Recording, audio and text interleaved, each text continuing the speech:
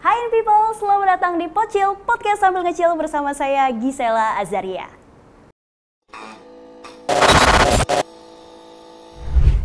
Euforia Pesta Demokrasi Pemilu 2024 Februari mendatang semakin terasa nih people. Dan tentunya makin banyak yang deklarasi dukung jagoannya di Pilpres 2024. Bahkan sampai ke warga plus 62 yang ada di Jerman. Dan di Pocil kali ini sudah bersama kita yaitu Ketua Unit Pemenangan Partai dan Ganjar yaitu Rake Narendra. Halo Kak. Mas Rake, gimana kabarnya? Baik, sangat baik. Sangat baik ya. Nah, aku pengen nanya nih sama Mas Reka, udah berapa persen nih membulatkan tekad untuk mendukung Ganjar Pranowo sebagai capres di Pilpres 2024? 1000%, Mbak. 1000%. Outstanding ya. Yakin banget. Kenapa? Mungkin apa nih yang membuat seorang Rake Narendra memilih Ganjar Pranowo dibandingkan misalnya kan ada pilihan lain ada Prabowo ataupun Pak Anies. Jadi mungkin tidak hanya saya ya, mungkin saya akan membawa perspektif dari masyarakat diaspora pada umumnya terutama yang di Eropa ya. Pak Ganjar ini awalnya kita mulai dari ini dulu. Kita ini semua kan warga global ya, global citizen. Dan di Jerman tempat saya tinggal itu ada di nomor 7 peringkat indeks negara dengan inovasi paling tinggi di dunia, Jerman. Inovasi itu kata kuncinya apa, Mbak? Gotong royong. Gotong royong. Dan menurut kami Pak Ganjar ini adalah satu-satunya capres yang bisa membuka ruang-ruang kolaborasi gotong royong itu. Buktinya dari mana? Kita lihat waktu COVID kemarin, Mbak. Beliau ada program namanya Jogo Tonggo. Jogo Tonggo. Di Jawa Tengah. Itu kan dia menggerakkan gotong royong partisipasi masyarakat, ya kan? Betul. Itu adalah satu contoh bahwa ini orang yang membuka ruang-ruang kolaborasi. Apalagi sekarang banyak anak muda ini kan kunci mereka supaya bisa keluar potensi-potensinya adalah ketika dibukakan ruang kolaborasi. Dan menurut saya Pak Ganjar itu ada di situ. Dia punya komitmen untuk mendengar, untuk membuka ruang-ruang kolaborasi. Kedua, komitmen Pak Ganjar terhadap korupsi. Ini terdengar Mbak di luar negeri itu. Bagaimana semboyan Pak Ganjar tentang waktu dia maju itu kan boten korupsi, boten ngapusi. Tidak korupsi dan tidak bohongi. Ini kan juga terbukti Mbak dari apa? Dari banyak penghargaan-penghargaan yang diperoleh oleh Pak Ganjar. Misalkan dia anti gratifikasi. Kita juga lihat bahwa beliau sering menindak misalkan kepala sekolah yang terindikasi pungli. Ya, betul. Misalkan. Lalu waktu dulu sempat viral dulu di jembatan Timbang dulu. Dan hal-hal seperti ini buat kami di luar ini adalah satu bukti evidence yang membuat kita yakin. Di Jawa Tengah pun juga terdengar di luar bagaimana pelayan publik yang mudah, murah, cepat. Nah, ketiga, saya ini seorang insinyur, Mbak. Insinyur yang menggeluti bidang energi terbarukan. S1 Mas S1. Rake adalah? Saya ambil arahnya situ. Waktu itu saya skripsi itu juga tentang potensi panel surya di satu kota di Indonesia. Dan Pak Ganjar ini adalah satu-satunya capres yang komitmennya terhadap transisi energi terbarukan tuh ada. Lihatnya dari mana? Tercermin dari RPJMD-nya, rancangan jangka menengah provinsi daerah ya. Itu ada tentang EBT di sana, energi baru terbarukan. Lalu Pak Ganjar juga kalau kita lihat narasi kampanye capres ya, saya rasa hanya Pak Ganjar yang betul-betul secara gamblang dia bilang komitmen kita untuk mendorong transisi energi hijau. Lalu di Jawa Tengah kita ada bukti juga bahwa ada sekitar lebih dari 2000 desa mandiri energi. Lalu yang keempat ini yang nggak kalah penting, Pak Ganjar ini adalah menurut saya satu-satunya capres yang komitmennya terhadap merawat kebinekaan dan toleransi itu ada. Wow. Merawat kebinekaan tanpa gimmick. Kita keluarga jauh di Indonesia kan Mbak ya. Kita cuma pingin Indonesia ini aman, terus juga tentram, damai ya kan. Dan menurut saya hanya Pak Ganjar yang punya komitmen yang tanpa gimmick ya. Contoh, di Jawa Tengah dia juga pernah menindak kepala sekolah yang terindikasi intoleran. Oke, Ya. nice. Jadi menurut saya ini beliau ini adalah orang yang merawat kebinekaan dan toleransi tanpa gimmick. Udah well proven lah menurut saya. Jadi 4 hal ini yang menurut kami sih kayaknya warga diaspora semakin yakin. Kayaknya Pak Ganjar ini adalah orang yang pas. Nice. Nah, sebelum saya tanya nih, apa aja program-program unggulan ketika Pak Ganjar nanti ke depan akan terpilih gitu. Jika terpilih, akan apa nih yang dipilih? Saya ingin nanya, awalnya gimana sih bisa terbentuk nih tim pemenangannya Ganjar di Jerman? Jadi awalnya saya ini kan kader partai ya, Pak ya. Jadi nggak perlu disebutin ya partainya, Pak ya. Udah tahu kayaknya Udah gitu tahu, ya. iya. Silahkan tebak sendiri. Jadi kalau kita lihat dulu gini, Mbak. Di Jerman itu dan mungkin Eropa secara keseluruhan ya. Kalau di Jerman sendiri ada 21.000 DPT-nya. DPT ada 21.000 di mana setengah lebihnya itu adalah milenial dan Gen Z. Oke. Setengah lebihnya milenial dan Gen Z. Itu mungkin yang mendasari ketua saya di Jerman itu menunjuk saya sebagai ketua tim unit kerja pemenangan untuk bisa menjangkau ya seumuran saya lah. Karena menurut saya Gen Z milenial itu kita nggak bisa hard selling. Ayo dukung Pak Ganjar, nggak bisa. Iya, Ayo beda ya dukung caranya partainya, yang nggak bisa. sekarang. Kritis, Mbak. Yes. Jadi nggak bisa kita datang gitu, nggak bisa harus betul-betul. Kenapa sih dukung Pak Ganjar? Apa kebutuhanmu? Apa namanya aspirasimu ke depan? Kita masuk ke sana. Kalau di Jerman juga kita pelan-pelan juga, misalnya diundang ke rumah, ajak makan pelan-pelan. Oh, itu cara pendekatannya pendekatannya ya? salah satunya gitu. Kalau yang generasi udah di atas milenial ya itu pendekatannya terserah lah. Tapi kalau saya ditunjuk, mungkin kalau saya rasa untuk bisa menyasar seusia saya lah Gen Z dan milenial karena bentuk kampanyenya kan juga berbeda. Tadi kalau Mas Rake bilang cara pendekatannya harus berbeda, apa sih tantangannya nih untuk menggait Gen Z dan juga milenial gitu? Tipikal mereka tuh seperti apa gitu? Kritis, Mbak, betul-betul nggak bisa. Kalau saya lihat ya, terutama di Jerman ini adalah mahasiswa yang menurut saya sangat amat kritis ya, mahasiswa-mahasiswinya. Jadi kadang kalau ketemu mereka itu kita harus bawa set data yang jelas, harus baca dulu. Harus ada data-data ya? Harus ada data knowledge-nya gitu, nggak bisa kayak, ayo pilih Pak Ganjar karena yang lain kurang, nggak bisa. Kita harus pilih Pak Ganjar karena apa, karena seperti apa. Makanya saya tadi selalu tekankan bahwa di Jerman ini anak-anaknya kan juga sangat terfokus dengan isu-isu tentang energi terbarukan. Itu yang mungkin yang saya juga ditugaskan juga oleh tim juga untuk lebih ngangkat isu-isu itu juga. Bahwa Pak Ganjar ini visinya jelas, clear. Kalau kita ingin menyambut Indonesia Emas 2045, tidak ada pilihan lain selain Pak Ganjar.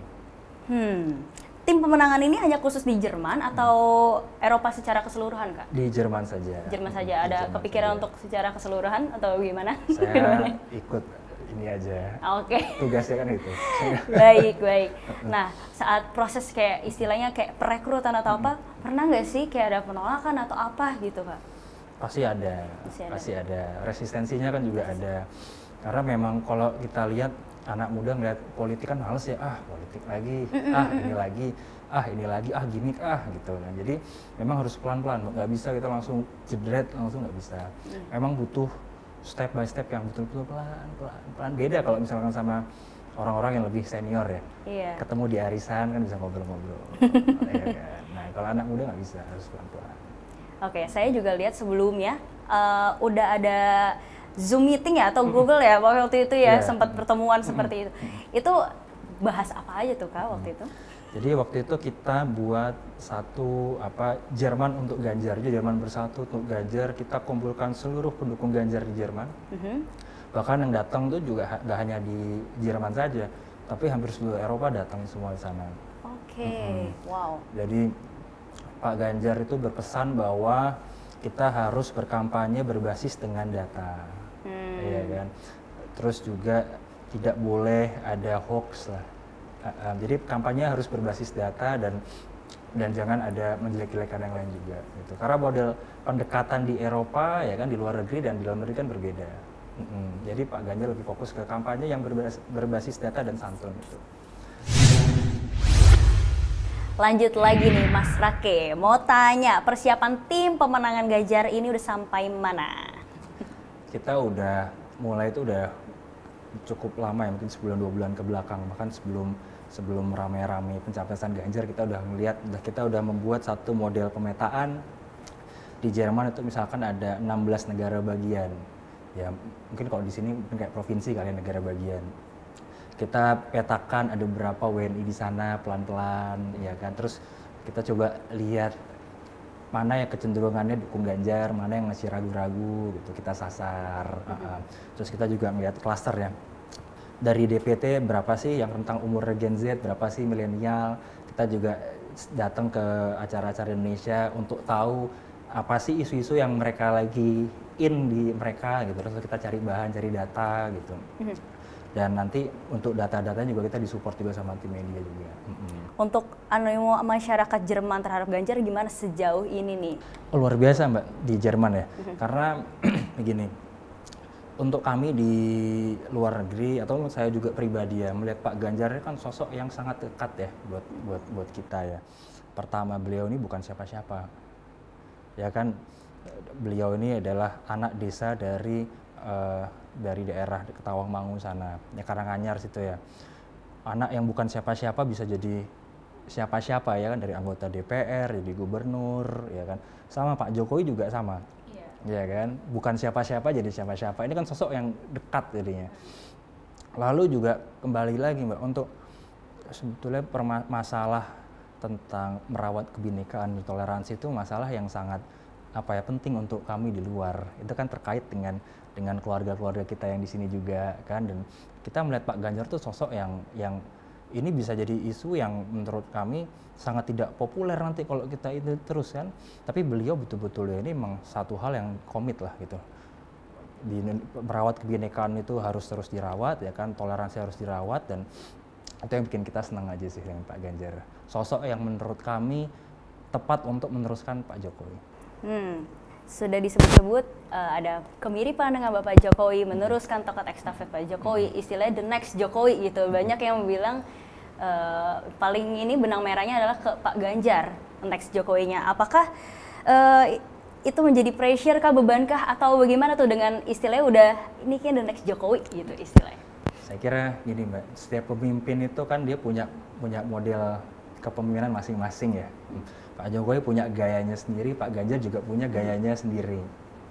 Dan menurut saya Pak Jokowi dan Pak Ganjar ini kan yang dia tuh punya kesamaan visi, kalau menurut saya kesamaan visi, kesamaan cara pandang, ya kan, cara mereka berdua melihat satu permasalahan, cara mereka menawarkan solusi-solusi. Menurut saya mereka ini punya kesamaan. Jadi pemimpinnya boleh berbeda, sosoknya boleh berbeda, tapi ya yang penting visinya sama. Sekarang kan banyak yang akhir-akhir ngaku saya orang Pak Jokowi, saya orang Pak Jokowi gitu. Menurut saya Pak Ganjar sudah proven, sudah lama ya, bertahun-tahun ya, ini orang yang punya kemiripan dengan Pak Jokowi menurut saya. Terus udah ada belum nih strategi untuk meningkatkan lagi tuh dukungan untuk Ganjar di Jerman? Strategi-strategi apa lagi tuh yang harus digencarkan? Kita pertama bikin ini banyak acara-acara makan-makan, ya simpel-simpel aja, gitu. Acara-acara kumpul-kumpul, ya kan. Kalau untuk menyasar anak-anak muda kita banyak diskusi-diskusi lah itu juga. Karena di Jerman juga anak-anaknya banyak bikin diskusi-diskusi ilmiah juga Mbak. Jadi itu acara makan-makan itu sering digelar itu karena itu di situ sekalian diskusi kan? Beda, kalau itu lebih ke kayak santai. Oh itu justru lebih santai, beda lagi? Beda lagi. Kalau untuk yang anak-anak mudanya sih kita lebih ke banyak bikin diskusi-diskusi, ya kan, tergantung tema-tema tertentu, misalkan kayak tema tentang transisi energi terbarukan, itu pasti rame kalau di Jerman. Nah kalau yang untuk lebih senior itu biasanya makan-makan. Saya ngeliat di grup WhatsApp itu banyak banget tuh Mbak, acara-acara makan-makan itu rame, kemarin rame kayak gitu, jadi lebih ke situ. Dan yang strategi kedua adalah kita gencarkan pemetaan lagi Mbak. Jadi setiap acara kita betul-betul cari tahu, dengar dia itu aspirasinya apa, pinginnya apa, isu apa yang mereka masih ragu kira-kira, dan itu yang kita coba inline sama tim dan apa yang akan Pak Ganjar bawakan. Dari tim pemenangan ini kan udah melakukan pemetaan nih, istilahnya kalau misalnya dari segi anggota atau apa, masih berapa persen lagi sih yang sebenarnya harus tercapai gitu? Kepengennya dari tim pemenangan harus sampai berapa banyak terkumpul? Sebenarnya gini, kalau di tahun 2019 itu kan suara Pak Jokowi di Jerman tuh sekitar lebih dari 70-an persen. Saya percaya sih itu nggak akan jauh beda angkanya Pak Ganjar di Jerman, karena nggak terlalu jauh beda lah mungkin. Dan tugas saya lebih ke meningkatkan suara partai malah, fokus saya. Oke. Meningkatkan suara partai. Karena kemarin di 2019 kan kita nomor 2 ya, kita kalah dengan partai yang citranya anak muda itu. Nah tapi sekarang 2024 kita yakin lah kita akan merebut. Jadi fokusnya adalah menaikkan. Kalau saya lebih menaikkan suara partai aja fokusnya. Kalau sama Pak Ganjar saya yakin lah. Dan dengan cara pendekatan ke Gen Z dan juga milenial ya. Kalau begitu ada nggak nih pesan buat Mas Rake untuk Gen Z dan milenial, khususnya buat pemilu 2024 Pilpres? Mana nih? Arahnya aku situ ya. Iya. Buat Gen Z dan milenial, kita ini kan sedang menyambut Indonesia 2045. Banyak tantangan-tantangan ke depan juga. Dan itu penting untuk memilih pemimpin yang punya visi yang jelas. Visi yang betul-betul arahnya kemana itu juga untuk kita semua juga jelas. Lapangan pekerjaan, ya kan, lalu transisi energi terbarukan, bagaimana menghadapi digitalisasi, dan menurut saya untuk Gen Z dan milenial rugi kalau nggak milih Pak Ganjar. Ini pemimpin yang hebat, anti korupsi dan punya visi yang jelas. Oke, baik. Terima kasih Mas Rake sudah berkunjung ke In Today. Terima kasih Sobat In People ya. Iya. Terima kasih. Sukses selalu dan ya semoga apa yang ditargetkan ya bisa tercapai. Sehat selalu Mbak ya. Sehat selalu juga. Untuk teman-teman juga. Sekian Pocil kali ini, saya Gisela Azaria dan juga Rake Narendra pamit undur diri dan sampai bertemu di Pocil selanjutnya. In Today, In People's Way. Bye. Bye.